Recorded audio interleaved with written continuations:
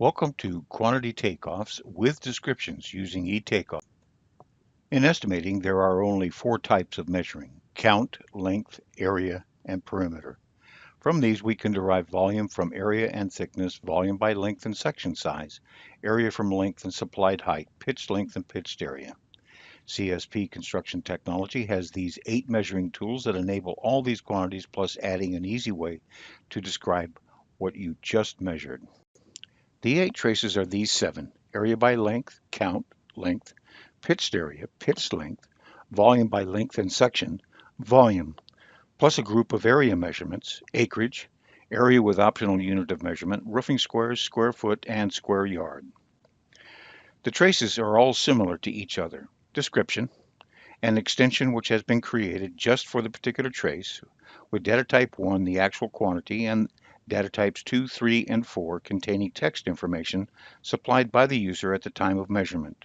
The layers are unique to the trace, and the bid code is intentionally designed to be changed by the user when the trace is cloned. We'll start with pitched area, such as might be used for a roofing takeoff. Double-click the trace and begin measuring in a clockwise direction. Enter the item info text and the additional description text entries.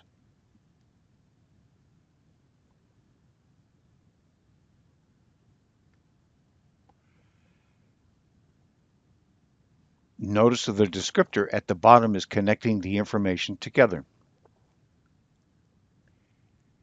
Enter the pitch of the roof and you are done. I have supplied a measurement list configuration which includes bid code, eTakeoff's description column, the quantity of the measurement. The next 3 are the descriptions of the takeoff. Using each of the traces, I have performed a takeoff so you may see the use and the easy input via eTakeoff's quantity list. The first is area determined by a length measurement and a user-supplied height with an optional deduct for unneeded area. I can calculate 2 sides or 1 side of this length measurement. We'll do 2 differing area takeoffs. The first is a square yard, such as might be used for carpeting. Notice square feet and the item area square yard, both showing the area.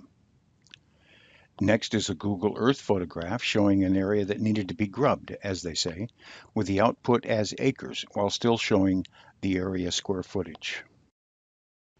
The other area measurements are built for their particular unit of measurement. The area multi-unit of measurement allows you to change the unit of measurement during the takeoff. Using the count trace, we counted item 15 from the door schedule, which are 3070 solid core doors, and provided the hardware package number for those doors. A length of vinyl base was measured, along with a full description of that base, right there in the takeoff. Previously, we performed the pitched area takeoff for this roof. The pitched length trace can perform a measurement for a gable end as well as for a hip or valley, simply by checking the hip valley yes/no checkbox. Notice the difference in length depending on whether the box is checked or not. The volume by length and section dimension trace might be used for a concrete footing such as the one displayed here. With this trace, the user inputs width and height dimensions in inches, and the volume is produced in cubic yards. The volume trace is a function of an area measurement and a thickness supplied by the user. The item area is not used for a data output for this trace, but is available for transfer to Excel using the bid code feature of eTakeoff. I have built and supplied a measurement list configuration named Advanced Descriptor Config with UM that has 7 columns and looks like this. To transfer the measurement list quantities and text into an Excel worksheet is easy. Change the copy drag drop-down box to values. Highlight the data to be transferred and drag and drop into the Excel worksheet. The one you are viewing is available at no extra charge. Cloning or copying these tools is easy to do and takes very little time.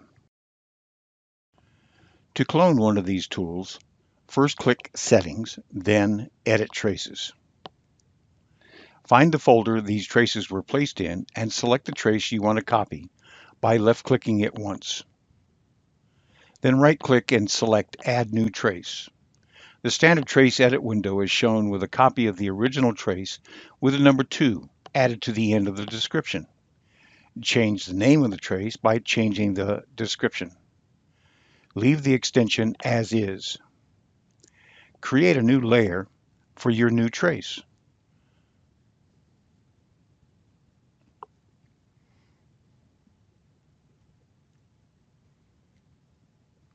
Change the bid code from this generic name to something that works for you.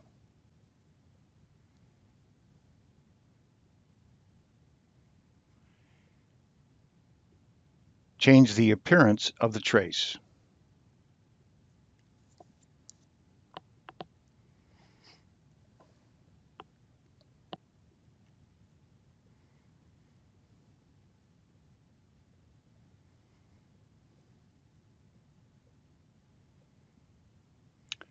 When you're done, left-click OK. Now drag and drop that new trace into a folder you have already created for that trace.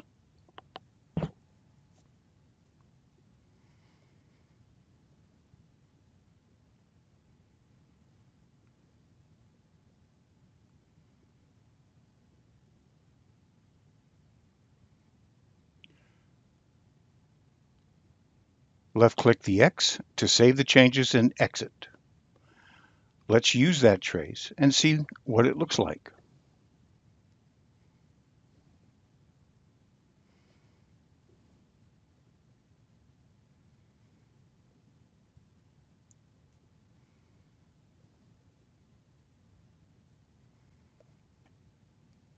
It's just that easy.